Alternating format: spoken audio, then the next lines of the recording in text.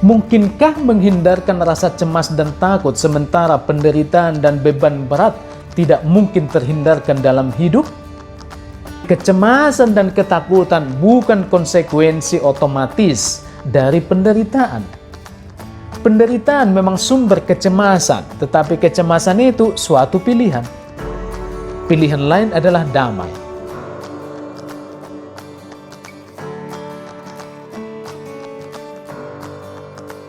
Jumpa lagi di Pintu Damai, hai para pencinta damai.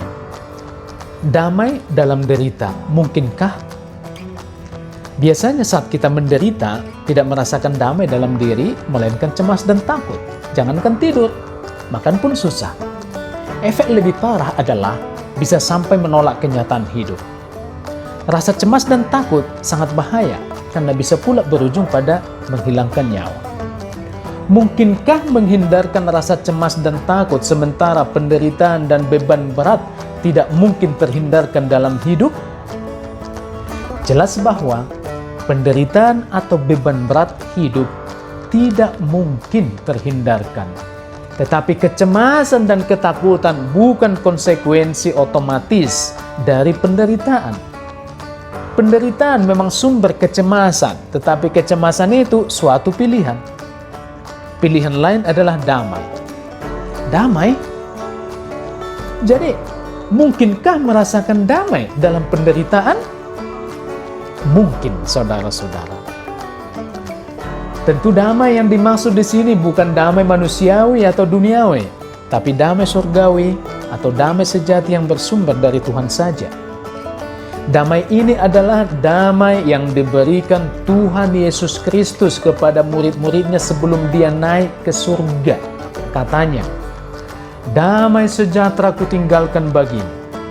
Damai sejahteraku kuberikan kepadamu, dan apa yang kuberikan tidak seperti yang diberikan oleh dunia kepadamu. Siapa orang yang menerima dan merasakan damai tersebut dalam hidupnya? Mereka adalah para rasul dan para pengikut Yesus.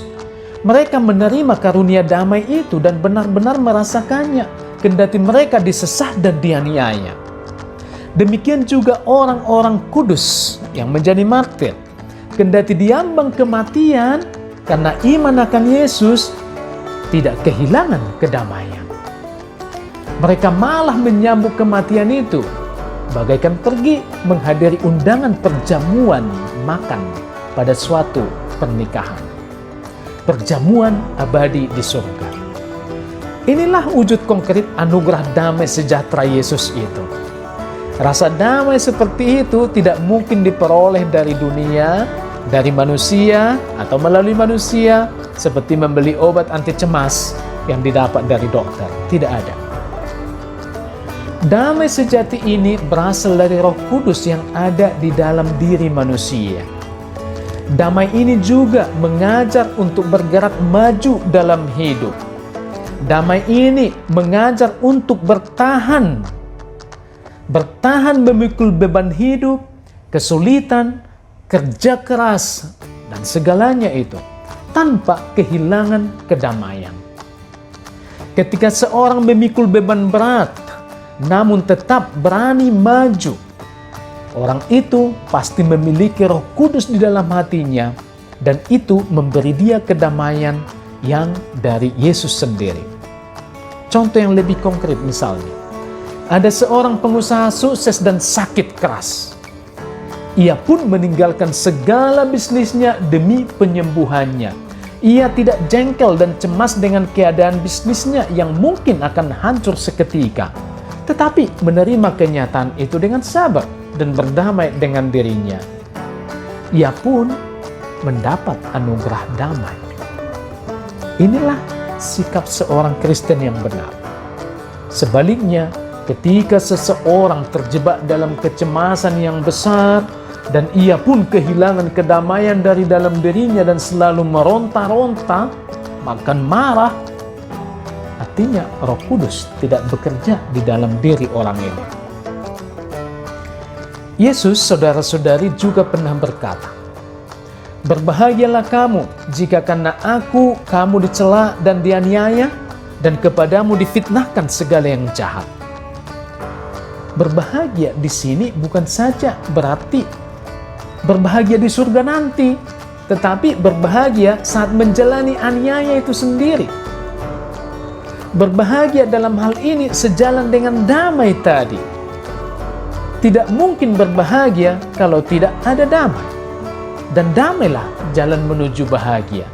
Jadi kita bisa berbahagia dalam kesengsaraan.